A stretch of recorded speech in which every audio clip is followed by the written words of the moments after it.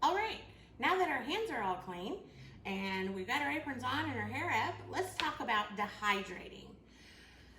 Recently in a video, I was talking about using dehydrated vegetables to make cream soup. Make sure you go watch that video if you haven't already seen it. So I wanted to talk to you today about dehydrating. So you literally can dehydrate almost everything. I have a few things here that are examples of dehydration. We have snow peas can be dehydrated. These are really great. They're kind of like chips and they're a little bit sweet. So they're a really great snack and they're more healthier than potato chips. Lemons, figs, apricots, cherries, portobello mushrooms, carrots, blueberries, celery, apples, flowers. Just about everything can be dehydrated. So let's talk a little bit about equipment. So depending on what you're dehydrating, you're first of all going to need a dehydrator. Let me move these out of the way. This dehydrator is the Nesco GardenMaster dehydrator. It has 8 trays and the lid comes with this little book. This is the lid. And so this is a tray. This is what the trays look like. And they just stack together. Now, you can dehydrate bigger things on the trays by itself, like sliced potatoes or the snow peas, lemon slices, bigger things. If you're dehydrating smaller things like celery, the GardenMaster comes with 8 of these mesh tray liners that go onto the tray. And then you can just add your stuff. And then it also comes with the silicone mats that have a lip on them. Not sure if you can see the lip, but it has a lip on it. And these are great for dehydrating things that are more fluid. So you could make fruit roll-ups, is what they're called, fruit roll-up trays. You can dehydrate milk or eggs or beef broth or chicken broth or just about anything. A lot of people make vegetable powders by taking the vegetable, let's say broccoli, and they cook it, then they puree it in the blender, and then they pour it onto the trays and dehydrate it, and then you can break it up into little pieces. And that's a great way to powder things as well. The important thing about buying a dehydrator, and this Nesco GardenMaster is one that I recommend, is that it has a temperature control, because not all foods dehydrate at the same temperature. So fruits and vegetables, generally you need to set the temperature at 125. But if you're making like beef jerky, that would need to be set up at 165, 180, somewhere in there, depending on what it is. And the recipe will tell you generally. Again, this is one that I recommend, but I also like the Celery, which I don't have one yet, but I'm going to get one.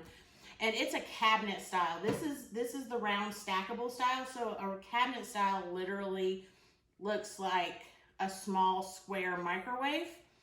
And it has all the same features that, you know, is programmable and it'll run. You can set a timer for how long it runs, where this one doesn't have a timer. So I have to have my watch remind me. But yeah, the Celery is another really good one to get. And Celery runs around 160. This one was $88, less than 90 bucks. And it's already paid for itself in food that I've dehydrated. Alrighty, so now that we know what dehydrator that we need and what you need to look for, you're also going to need a cookbook. This is the one I recommend. It's the Ultimate Dehydrator Cookbook by Tammy Gangloff, Stephen Gangloff, and September Ferguson. This is one of the best dehydrator cookbooks out there. It doesn't cover every single thing, but it covers a plethora. Plus it has recipes on how to use your dehydrated goods. So I totally suggest you get that. If you have a question about something that you want to dehydrate and you can't find times or temps or how to prepare them, just let me know. You know how to get a hold of me. Also, you can comment below. And then the book that came with the dehydrator, it also has some things in it. But of course, it's a lot smaller. It's mostly just instructions. But it's good to have. Don't get rid of this because it does have information in it that you'll need in the future. Okay, so let's talk about some other things that you can dehydrate that you wouldn't normally think of. So one of the easiest things for someone who's never dehydrated before, you just got your dehydrator, you've never dehydrated anything, you have no idea what you're doing, is to buy frozen vegetables. That would be my first recommendation to dehydrate. Now, you can decide what kind of vegetables you want to get. That'll work for your family. You could get like peas and carrots or mixed vegetables or broccoli, whatever that you feel like you would use. And then you simply take those frozen vegetables, spread them out on the trays, set the temperature for 125, and it takes about 10 to 12 hours depending on how big the vegetable is, how much water content's in it. Water content's a big determining factor for how long something has to dehydrate. Excuse me. So lots of things are just super simple to dehydrate. For instance, the lemons is just a matter of slicing them. Of course, you have to wash them with baking soda first, but it's just a matter of slicing them, laying them out on the trays, make sure they're not overlapping, and set your dehydrator. These took about 8 hours. Lemons are fairly simple to dehydrate. Celery. If you're going to dehydrate celery, there's a step involved before. So you're going to wash your celery stalks and trim them. Do not throw the trimmings away, and I'll tell you why in a minute. And remove the leaves. Also, don't throw those away. And then you're going to chop them up and you're going to blanch them. So blanching is bringing a large pot of water to boil. I usually put about a tablespoon of salt in the water. Then you let that water come to a boil, full rolling boil. Add your celery to the water. Let it come back to a full rolling boil and then time it for 1 minute. After 1 minute, you can drain the celery, spread it out on the trays, and start the dehydrator. Again, celery dehydrator 125. Celery take 125 degrees. Celery takes longer to dehydrate because the water content of celery is over 90%. So it does take a while to dehydrate. I think this took like 14 hours. And the other advantage of dehydrating, just as a side note, is that it compacts your food. So this jar, which is a pint jar, so it's halfway full, was an entire head of celery, minus the leaves. The leaves are over here. So it does compact your food and make for easier storage. Now, I told you not to throw away the trimmings or those leaves. So the leaves you want to dehydrate also. So you would just wash those. You don't have to blanch them. Just wash them and put them on a tray by themselves. Make sure that they're an even layer. And then when they come out of the dehydrator, you can powder them. And this is really great. You can turn it into celery salt, which would be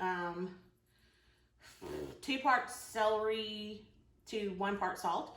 Or you can use it in the cream soup recipe from the earlier video.